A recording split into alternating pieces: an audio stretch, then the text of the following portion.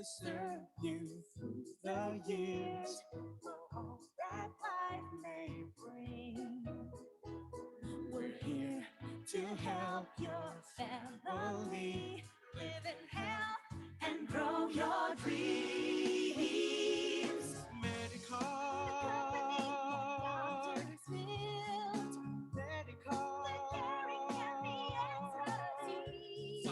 Medicard. Medicard, find the healthcare that you need in Medicard.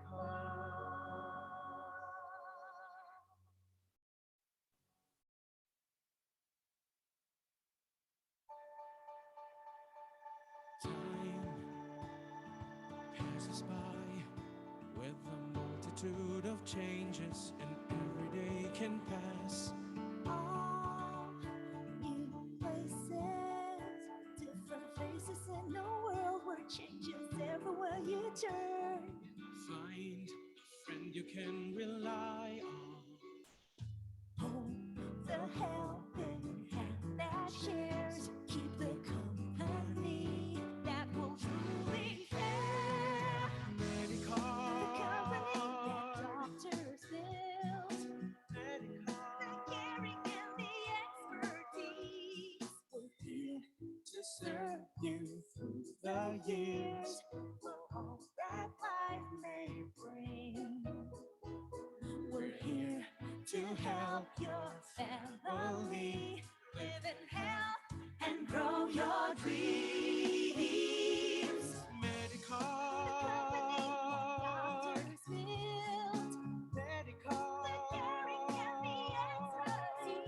Finding Medicard, find the healthcare that you need in Medicard.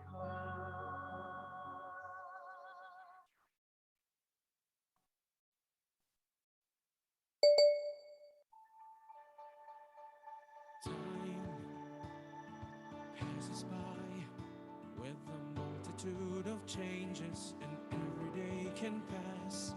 All new places, different faces in a world where changes everywhere you turn. Find a friend you can rely.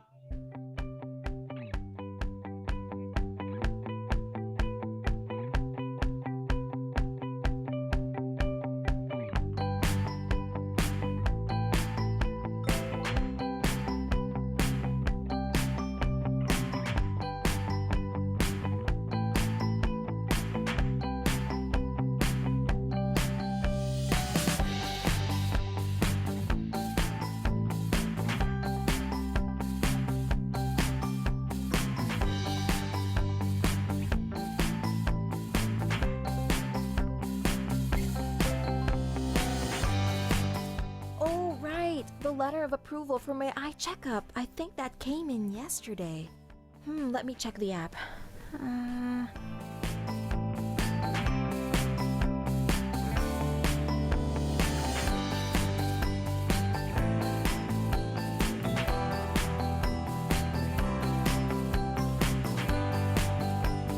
There it is.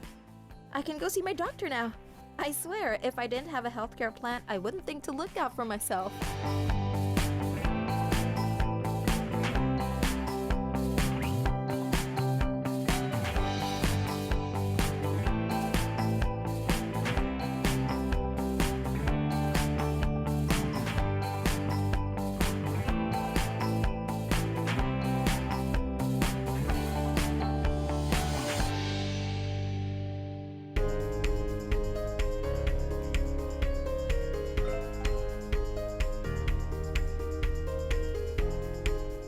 It's been really hectic lately at the store, and we almost didn't have time for my employees' annual checkup. Good thing Medicard does on-site testing.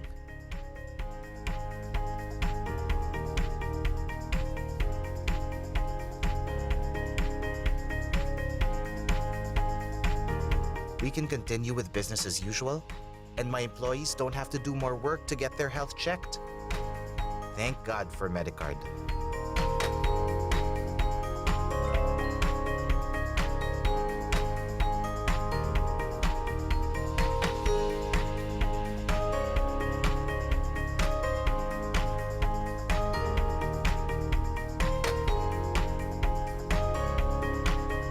I used to be able to do it all, but I'm too old to spend my time on long queues. That's aging for you, I suppose. Being able to do these tests at home brings me so much comfort.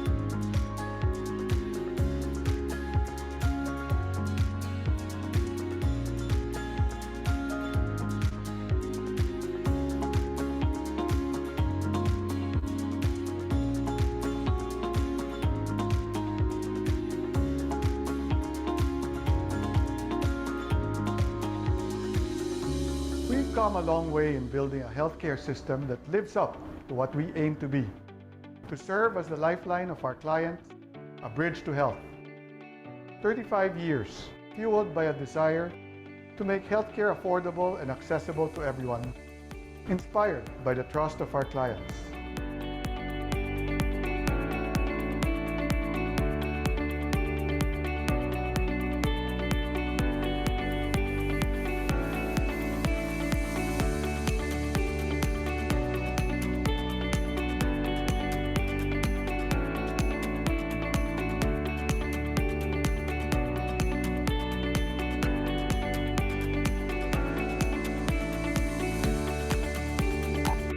We want our members to feel like they can enjoy their lives to the fullest, that they can give their best shot in pursuing their aspirations because they are in their best of health, and that they can take comfort in knowing that the healthcare they need is just within their reach. Thank you for entrusting your health to us. It's what we're here for.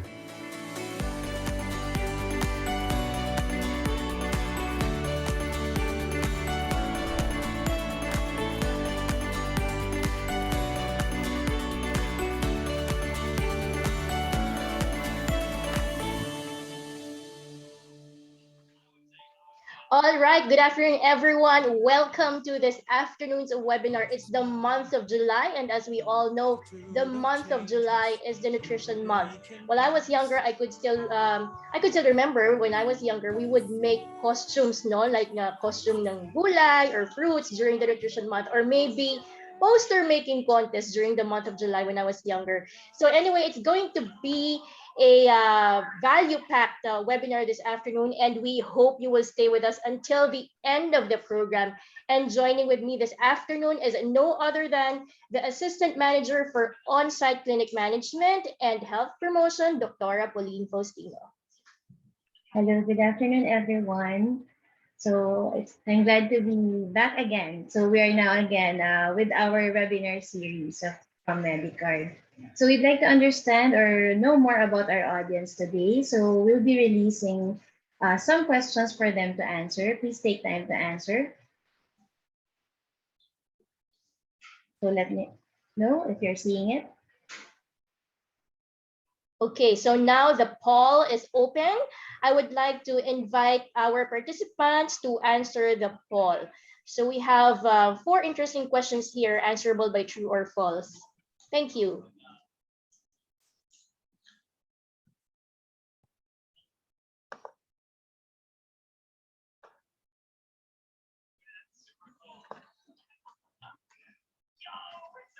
This will be seen only in our Zoom platform. So I think this is not accessible in Facebook, but later we'll be discussing the answers. Okay.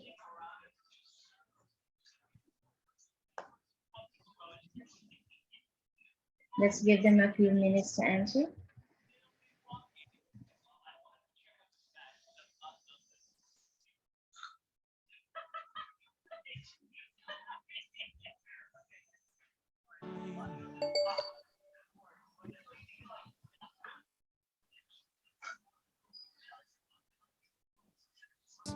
All new places, different Okay. faces in a world where changes everywhere you turn. Find a friend you can rely on. I think, Doc, everyone has already answered the poll, Okay. and we have an interesting mix of answers. So we have Yes. here, for the first poll, a child who eats a lot is not always a healthy child. So later we'll be 86%, seeing the answer to yes. this question. Our speaker will be discussing this later. Yeah, 86% says it's Answered true, true. and then Yeah. 14% says it's false. For the second question, 100% answered true. So the pandemic has made a huge impact on nutrition, such as the disruptions in the delivery of nutrition and related services. Yes. For These two items actually, Miss Kate, are the rationale. They are correct in answering it true because these are the rationale for the celebration of our Nutrition Month this year. The theme which our speaker will also be presenting later on. yeah, for the third question, okay, everyone answered true, Doc Pauline, and for the last question, everyone answered true also. The last Okay. question, I think that this just emphasizes the legal basis of Nutrition Month celebration. So every year talaga, there will be a Nutrition Month celebration. Sabi niyo nga po, Miss Kate, when you were kids, mas matanda pa sa atin yung Nutrition Month celebration. Yes. All Okay. right. So again, thank you very much for answering the poll. That will be part of our discussion. Oops, may humabol pa yata. Ayan.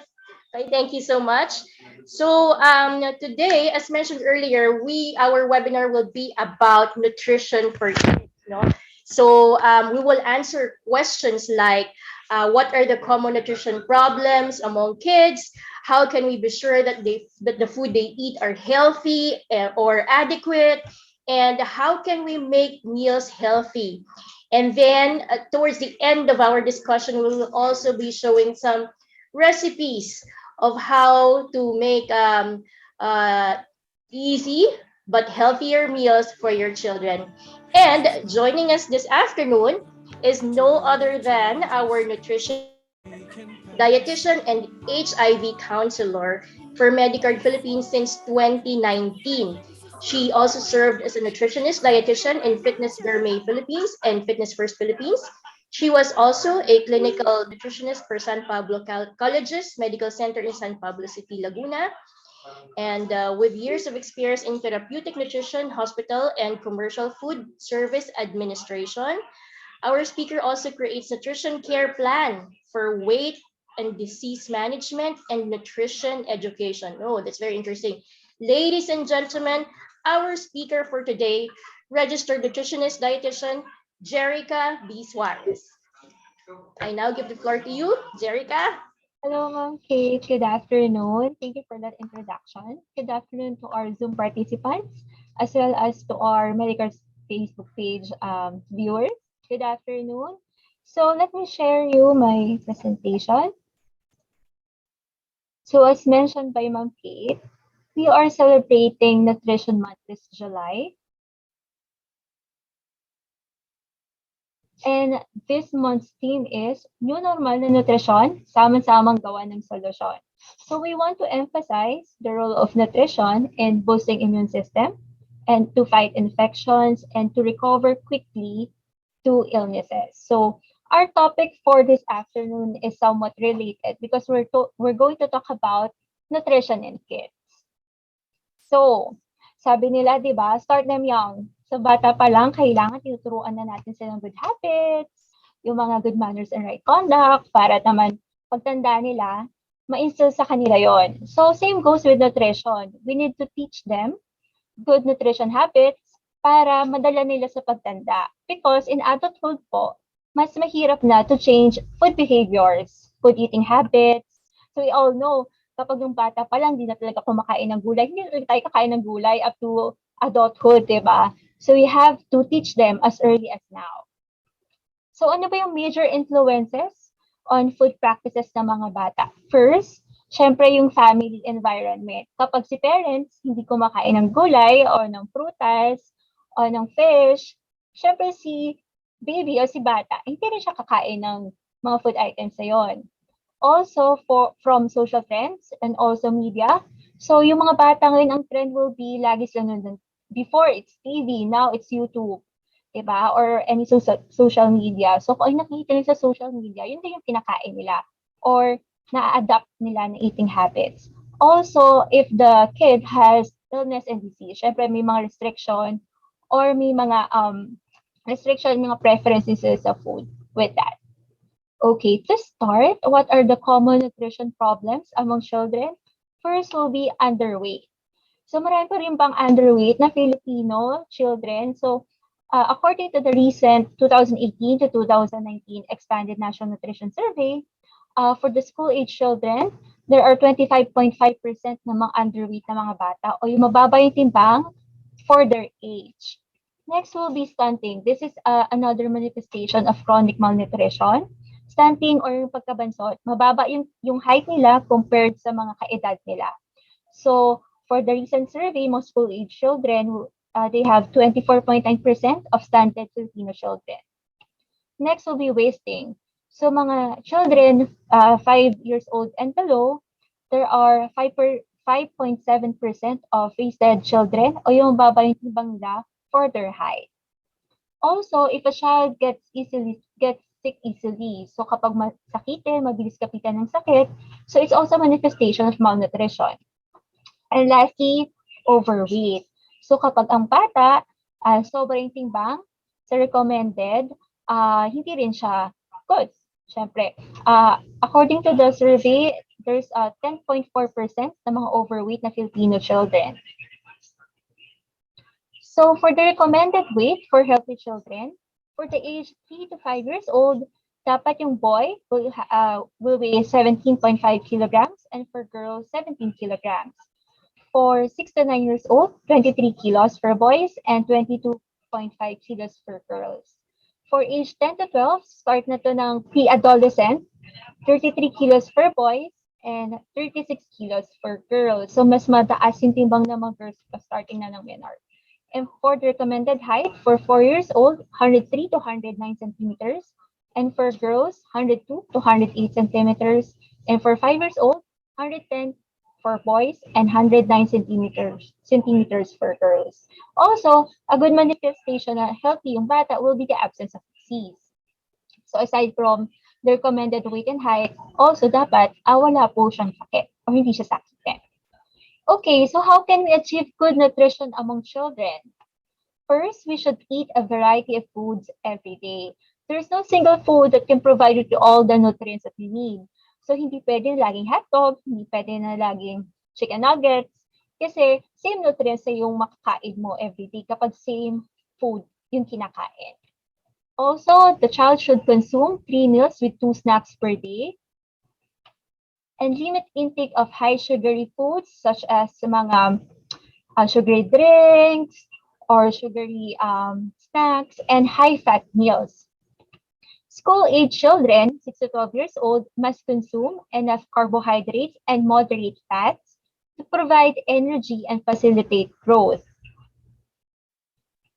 Also, they must consume enough protein for growth and maintenance. So later, we will discuss what food items are rich in protein. Also, they must eat foods rich in vitamin A and C for immune system. And also, eat foods rich in calcium for strong bones and teeth. They must also consume foods rich in iron for growth. Actually, these nutrients are mas mataas yung recommendation versus other nutrients. Ito yung we put emphasis on these nutrients. Also, we make sure that the foods that are eating are clean and safe to eat. So, paano tayo makakasiguro na tama yung kinakain ng bata? So, I always say, always look for the quality and quantity of food. So, let's take a look on the quality of food. So, before, on a previous nutrition month, you always discuss, siguro lagi pinapa-drawing yung food pyramid. So, ngayon, iba na po yung illustration on how we present a healthy diet. So, we are using now Pinggang Pinoy. This is developed by DOSC FNRI also. So, for Pinggang Pinoy, ito daw po dapat yung itsura ng food or ng plate ng mga bata. So, half of your plate we should have go and grow foods. Yung go foods, mas madami compared sa grow foods. So, ano ba yung mga go foods? Go foods or energy-giving food items such as rice, breads, cereals, also root crops such as kamote, kamoteng kahoy, or even potatoes. For grow foods or yung ating mga protein-rich foods or our bodybuilding foods, you can consume meats, fish, chicken, egg, and also animal products such as milk and cheese. So half of our plate, we should have glow foods o yung ating body-regulating food group. So fruits and vegetables, they contain vitamins, minerals, fiber that can help regulate body processes. And also, we must consume clean and safe water. And for the kids, they should consume milk. So aside from knowing kung ano ba yung tamang kainin, kung ano dapat yung laman ng plate ng bata, we should also consider the quantity. Gaano ba karami yung kakainin? Please note that these recommendations are for healthy and normal children. So kapag underweight, so iba yung recommendation namin. Kapag overweight, iba din yung recommendation. So this is for general population na normal and healthy children.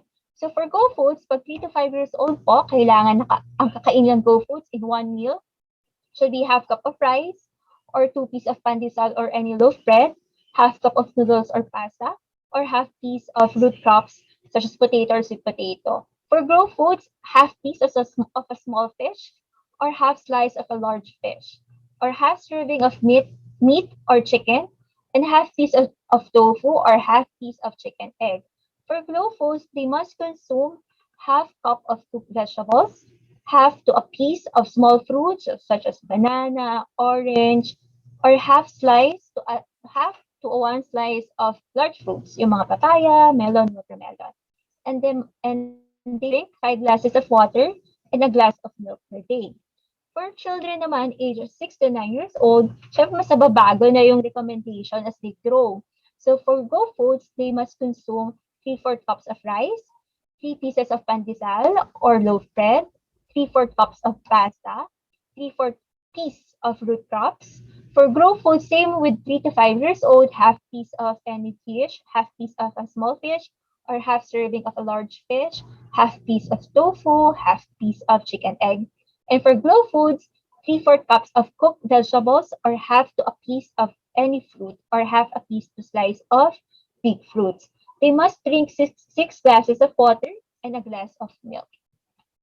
So sa pre-adolescent years, mga 10 to 12 years old, kailangan ang go foods nila, syempre mas malaki na kasi malaki na yung requirement nila for energy and also for bodybuilding and for regulating their body processes. So for go foods, they must consume a cup of rice, 4 pieces of pandesal or any loaf bread, a cup of noodles or pasta, a piece of root crops, and for grow foods, they must consume a piece of small fish or a serving of large fish or any meat or chicken, a piece of tofu, or a piece of chicken egg. For glow foods, yung gulay, kailangan 3/4 cups of vegetables, half to a slice of large fruits, or half to a piece of fruit. So they must drink 8 glasses of water per day and a glass of milk. So this is a sample menu for a 6 to 9 years old child. So for breakfast, so kasi mga rice eater talaga tayo mga Filipinos. So 3/4 cups ng rice and 3/4 cups, example, kamote top salad, or half a piece of egg and a fruit. Tapos by lunch, example, chicken tinola, so 3/4 cups ng gulay, then half slice ng chicken, a piece of fruit, and then for dinner or supper, half piece ng galunggong or 3/4 cups ng pinakbet and 3/4 cups of rice and a slice of fruit. For snacks, we usually recommend complex carbohydrates. So instead of refined breads or processed foods, you can consume suman sa ibos yung kakanin. They are rich in fiber or boiled kamote, mataas sa fiber, also in vitamin A. And they must drink 6 glasses of water or more and a glass of milk. So my other nutrition tips. First, make the foods look attractive in color, flavor, and texture. So a little effort on us parents that we should make yung food na palatable to taste. So hindi pwedeng isa yung color, like lahat white or lahat lang, red. So dapat iba-ibang colors and flavor and also texture. So hindi pwede lahat basa. So may basa, may tuyo. And also, children should be given small frequent meals. So as I mentioned, we need to feed them 3 meals and 2 snacks. Sa mga snacks po, if yung mga bata will be parang picky eater, mahirap pakainin, I suggest serve light snacks para hindi naman ma-compromise yung next meal. Kasi minsan, busog na sila, hindi na nila kayang ubusin yung isang serving for lunch or for dinner because heavy na yung snack. So we prefer light snacks. Choose milk with lower fat content for children 2 years old and above. So for milk na full fat, dapat 2 years old and below lang po siya binibigay because masyado siyang filling.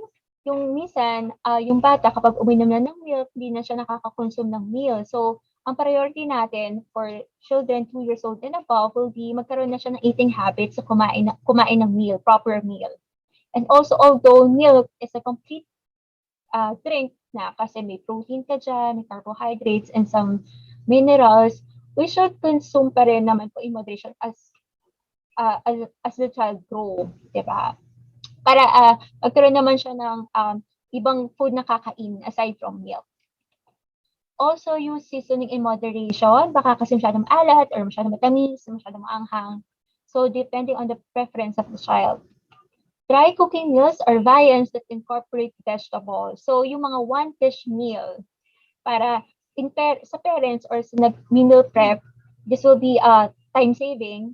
Also for the children, kasi isa lang yung kakainin. Minsan parang nalulula siya sa kakainin niya, masyadong marami or kasi masyadong maraming klase. So, minsan, another technique will be a one-dish meal. So, yung tofu, mung beans, and other beans can substitute meats and chicken as protein source. Also, I think this is very important. You should make the child's eating environment comfortable and suitable for feeding.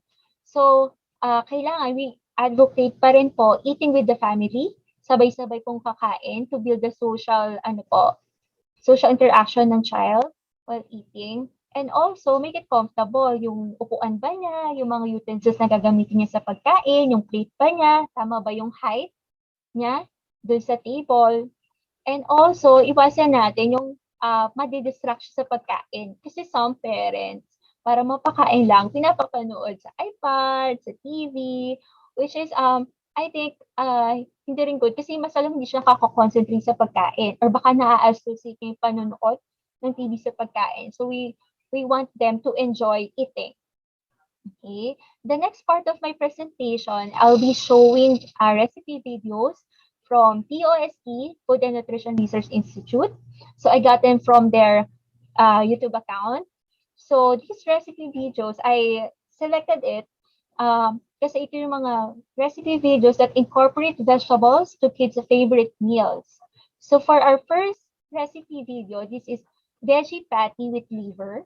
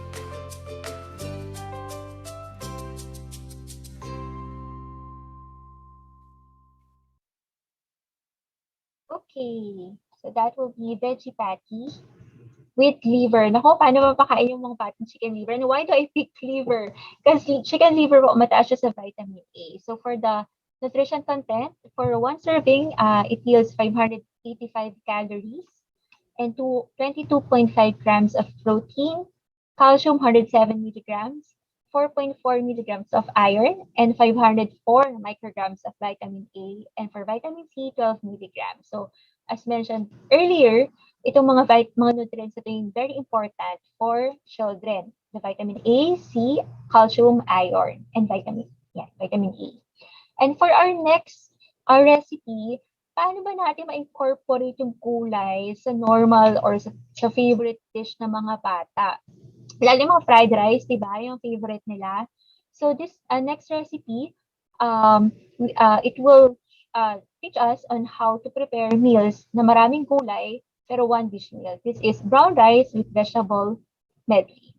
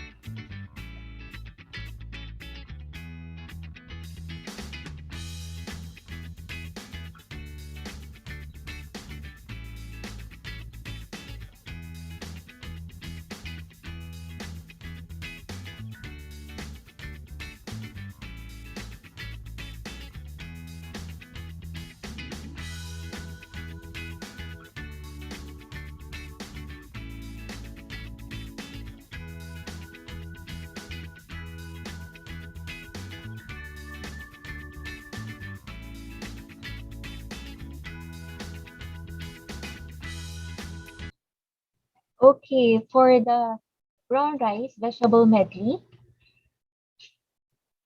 okay, for the recipe, it yields 5 servings. So for isang family na siya, a cup will give us 424 calories, 9.7 grams of protein, 110 milligrams of calcium, 2.7 milligrams of iron, and 263 micrograms of vitamin A. It also contains B vitamins such as B1, B2, B3, and also vitamin C, 14 milligrams.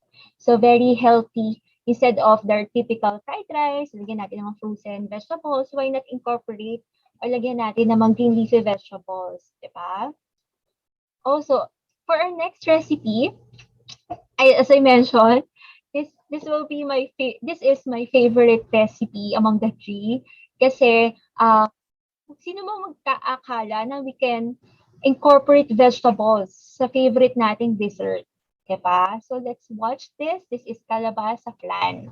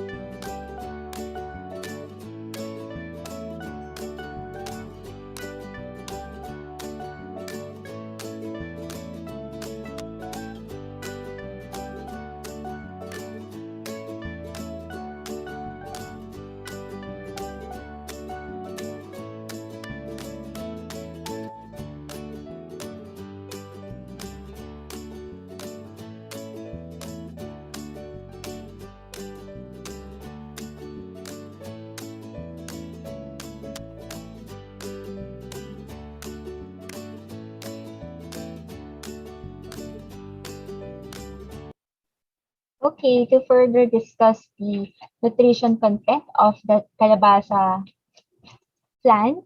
So, yung recipe, it yields 12 servings. One serving will be 2 slices, about 2 inches to 1 inch.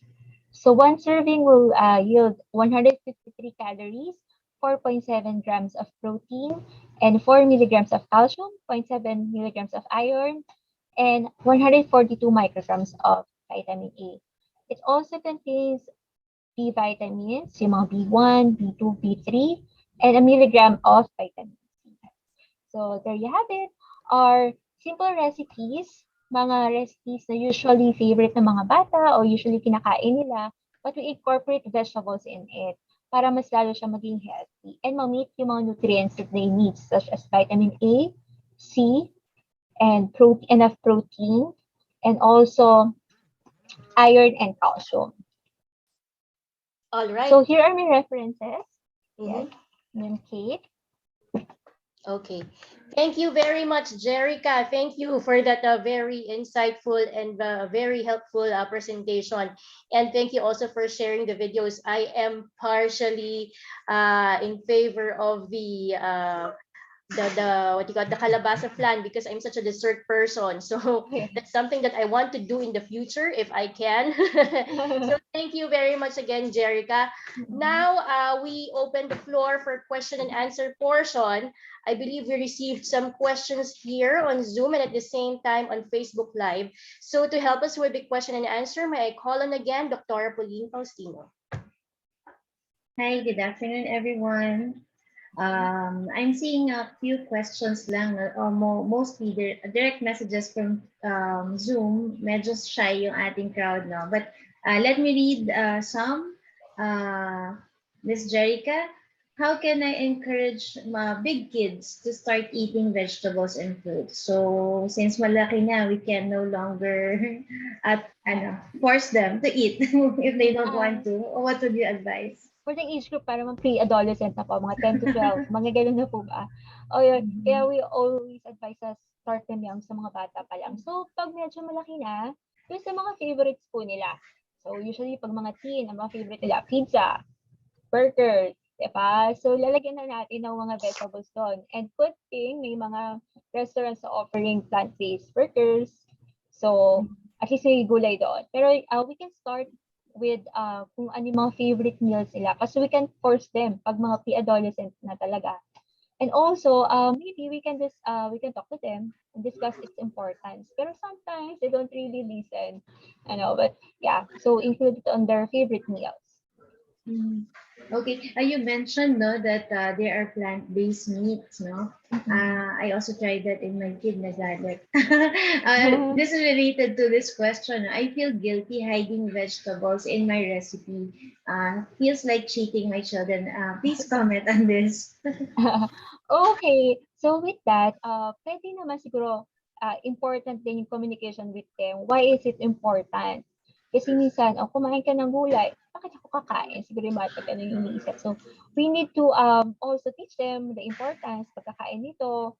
Pag-regulating siya, fight infection, especially now COVID. So, para mas maging healthy, we need to eat this.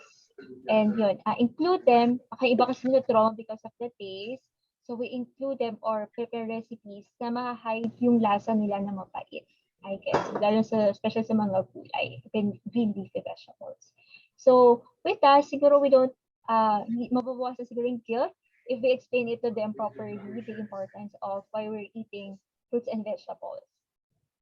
Okay, tama. At least they will appreciate it more than forcing them to eat.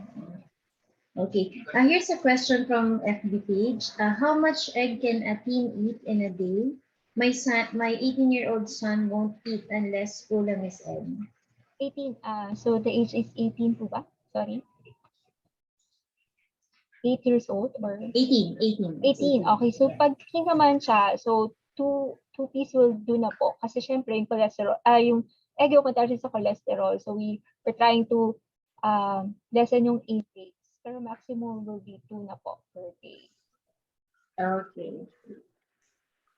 Brave Soul sa Zoom natin. Ask ko lang po if Yakult or any yogurt food is good for 2-year-old kid every day. For yogurt naman po, mga drinks, probiotics, they can consume naman po. Yung acidophilus milk, you don't see about acidophilus milk or yung mga probiotic drinks, pwede naman nilang inumin po. And also yung mga yogurts, they are less in fat actually. And also, because they're using skim milk for the acidophilus milk, and for yogurt, usually naman po is low in fat. And also, another nutritive value will be yung mga probiotics. So it can help for their gut nutrition. So it's good. Pwede naman po. Okay, usually these kinds of yogurt drinks, they come in small packages, no? How Yes. many should a kid take? Because some I know would take more than one in a serving. So as So, mentioned what's the earlier, recommended for serving? milk, we don't want them to consume a lot kapag lalo pag 2 years old and beyond na sila. Mhm. So yung mga 3 cups a day for 2 years old and beyond, too much na po kasi we need them to focus sa meals. Kasi feeling na rin kasi masyado yung milk. So we need them to focus na kumain ng proper meals. Okay. Okay, so here we have another question related to milk. What is the best time for kids to drink milk? Morning, tuba, or evening? Morning or evening? Actually, either naman po for the calcium source.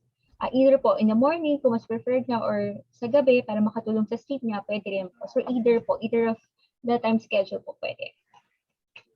Okay. Thank you for that. Miss Kate, do you have some questions? Yeah. Okay, I have a question. My son is beside me. He's 8 years old, and he's munching popcorn, and he's been eating popcorn like for about a week already. So I just want to ask, is popcorn healthy? So for popcorn, so mataas yung fiber niya, but if it has a lot of fat from butter and also Okay.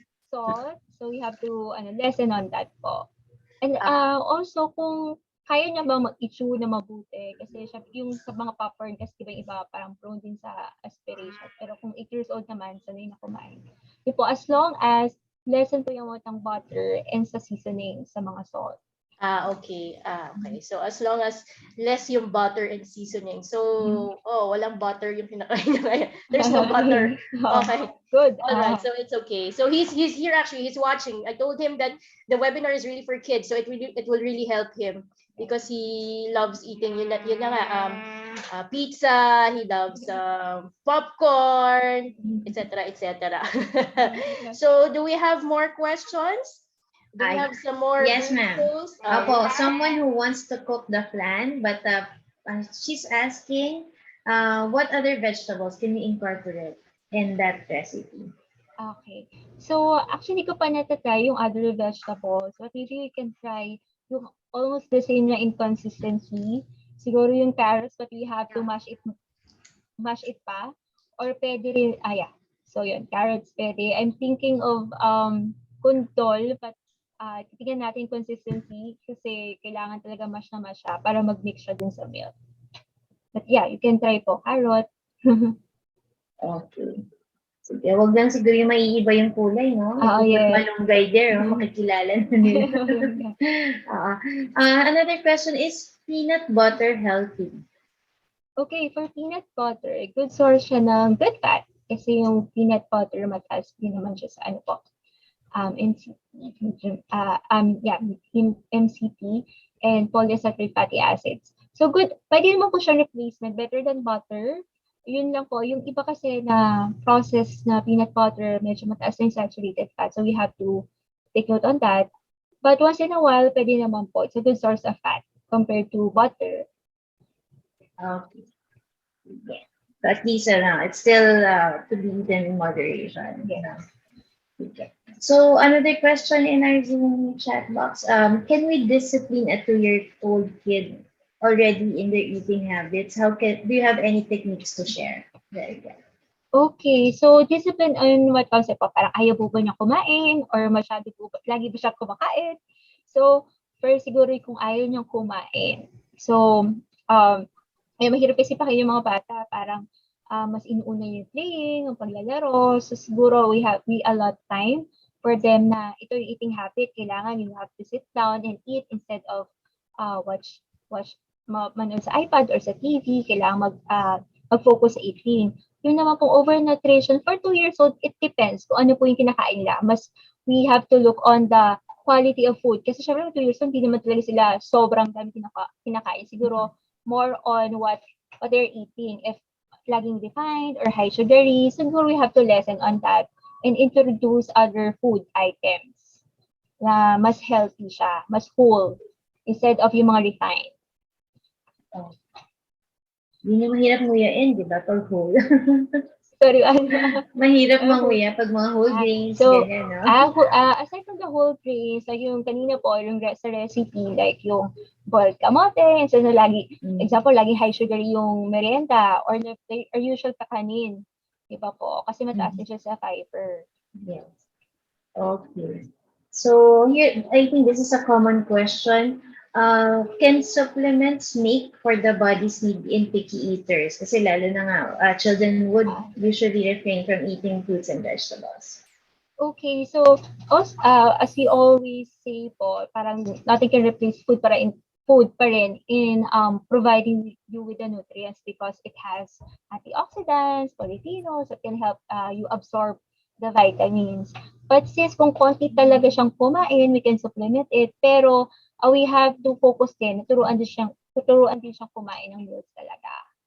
So it can help for supplementation kasi I guess yung mga children ngayon binibigyan talaga ng multivitamins to as adjunct dun sa sa meal, but also for parents huwag tayong masyadong pakampante na nagba-vitamins naman. So we have to introduce din talaga yung meals sa kanila. That you should eat complete meals palagi. And it's also important that the parents eat also vegetables kasi minsan hindi sila mismo, they're not eating and then they want their children to eat. Sa start ng presentation, I mentioned, yun nga po, yung major influences ng child sa food practices will be family environment. So, if hindi na nakita sa parents, hindi po nila talaga i-consume. So, siguro it starts at home na kailangan tayo as a family, kumakain din tayo ng kinakain ng bata. Hindi yung parang, ito lang pagkain niya kasi we thought na ito yung better sa kanya, pero tayo hindi natin kinakain. So, you have to eat as a family and consume yung healthy meals. Siguro that's one of the good things that we discovered during the pandemic. Children don't go to school, so they eat their lunch at home, their meals, no? So, hindi na laging hotdog or egg. There can be a variety. So, the children I think, will be more healthy. Marami nga din lumaki mga bata during the pandemic kasi nasa bahay lang. Okay. So another question, is there a problem if my child does not feel hungry? Hindi naghahanap ng pagkain, parang laging niyayaya or pinubigyan pa. Okay. Okay. So we have to check po kung ano po ba yung kinain niya prior or baka po kasi sobra sa milk.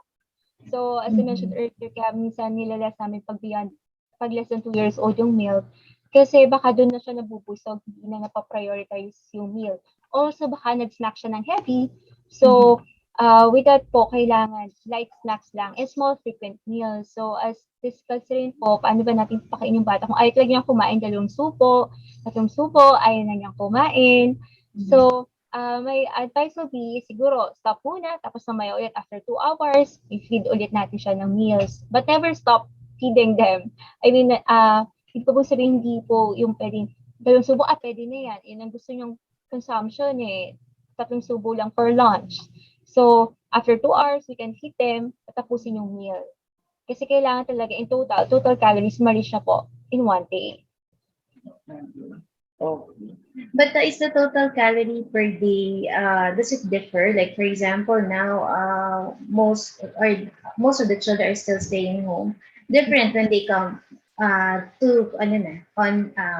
face-to-face classes, for example. Yes, definitely. Kasi yung physical activity mas mataas na. And also depending on the nutritional status of the child. If undernutrition ba, overnutrition, it depends. And also yung physical activity niya. Okay, thanks. I think in relation to snacks, I think in one of your slides you mentioned we should give snacks to the children. But if they already ate a heavy meal, is it still necessary to give snacks? So kung heavy meal, meaning beyond dun sa usual niyang kinakain, pwedeng hindi na po, pero may lunch, pero may snack pa rin in the afternoon. Or we can give them small frequent meals. Kasi pag napapa-heavy, minsan ay busog pa ako. Diba yun yung lagi nilang reklamo or lagi sinasabi. So yun, small frequent meals pa rin. But if napakain po talaga sa breakfast or sa lunch, we can skip the snack but consume enough meals po for the succeeding meal. Okay. So here's another question. Fruit, avocado, is it good fruit? Kasi nakakataba, or what can you comment about avocado? O kasi yung season ngayon yung avocado. So avocado po, we don't count it as fruit, we count it as fat. Good fat naman po. So mataas naman siya sa unsaturated fatty acid. So if you're asking if can a child eat it, pwede naman po. It's a good source of fat instead of butter. Sa mga sandwiches, sa mga bread, sa mga toast, you can replace it sa butter naman, diba? So alternate with that kasi good source siya ng fat. Okay. Earlier, one of our questions posed is a child who eats too much is not considered healthy, no? Kasi nga, there may be empty calories lang yung kinakain niya, no? So, what would you recommend naman sa mga batang overweight? Kasi we can force them to go on diet, like the adults. What would you recommend naman to parents who have children who are overweight or obese? So for the overweight children, first yung sa quality ng meal. So yun yung isa sa papalitan natin. Not really, huwag kang kumain na yan. O tama na. Di ba? Usually, mga ganun parents, magtabahan na, huwag ka na kumain yan. Tama na, kuha mo ng rice. First, sa quality tayo mag-focus. Kung nag-gain siya ng weight because of consuming high sugary food products or high fat. So yun yung tatanggalin natin. Tapos we will replace it. So hindi natin totally tatanggalin, we will replace it na mas nutrient-dense na mga pagkain. And also include physical activity. So pag mga pre-adolescent years na siya, siguro we could encourage them to have sports, ayan, or mga exercises, diba? We can introduce that para magbawa sila ng timbang.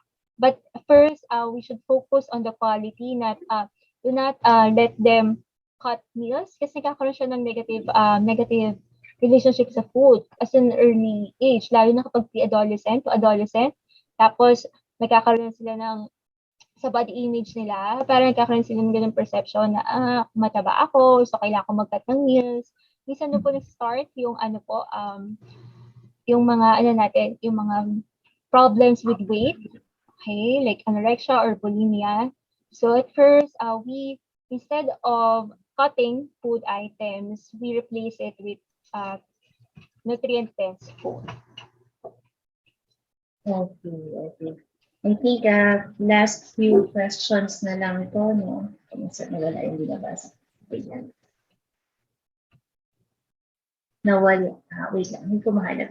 Miss Kate, kayo po, on your end, is there so far, none naman, Doc. Wala yun yan. I think we read the questions already. So, again, thank you very much for all your questions. If you still have questions, you can still post them here, and then we will get back to you. If you are kind of shy to post your questions here, you can also post on our social media pages or send us a DM, etc., etc. All right. So, Jerica, maybe we can flash the directory. Let's say, for example, if they want to contact you or if they want to schedule an appointment with you, what number should they call, Jerica? Okay. For my contact number. So if you have comments, if you're too shy to ask it here, you can contact me through Medical Lifestyle Center. These are my contact details. And also, if I may add, Also, if I may add dun sa previous question, kasi madalas yun talaga yung tanong. Kasi recently, I have a lot of patients na mga teen. Okay. So, if I can share it lang ngayon, isa sa mga replacement natin, pwede natin gawin, since yung mga bata, example, mahilig sila sa mga sugary drinks, why not replace it with fruit smoothies? Diba? Or if mahilig talaga sila sa chips, why make it at home na lang po, your own bake, or uso naman yung air fry, to air fry your own potatoes or your sweet potatoes. Kasi syempre kapag chips, diba, ano talaga, mataas yung fat. So, mapukontrol pa natin yung amount ng sodium or namang salt or vitamins. Or also, isa rin magandang practice para ma-encourage talaga yung mga bata magkaroon ng interest on nutrition and their health, overall health. Ano po, pwede natin isama pag nagluluto tayo. So if you're going to try the brown rice vegetable medley, why not ano po, bring them with you na tagaluto o tagahalo, di ba? Para makikita nila on how to prepare the food. Isang good practice din yun para malaman, ay, ganito pa siya prepare. Mukhang masaya. So let me do it. Diba? Para nagkakaroon sila ng interest in nutrition and food. And yes, for my contact details,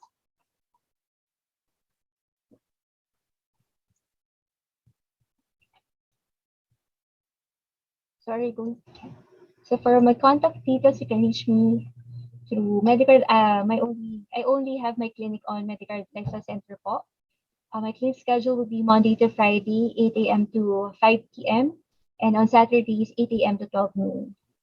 So here are the address and contact numbers. And you can scan the QR code to set an appointment. All right, please take a photo or scan the QR code now if you would like to set an appointment with Jerica. Again, thank you very much, Doc Pauline and Jerica. It was a very interesting topic. It was very helpful. Marami rin ako natutunan, no, because I have an 8-year-old son. So thank you very much for sharing your knowledge about this topic. We hope to see you again in our upcoming webinars. Thank you so much for joining us this afternoon. And as mentioned earlier, we have 2 more webinars. One is nutrition for adults, and the other one is nutrition for the elderly. Let me just get my código for the schedule. Okay, for adults, it's on July 22. That's a Friday at 1 p.m.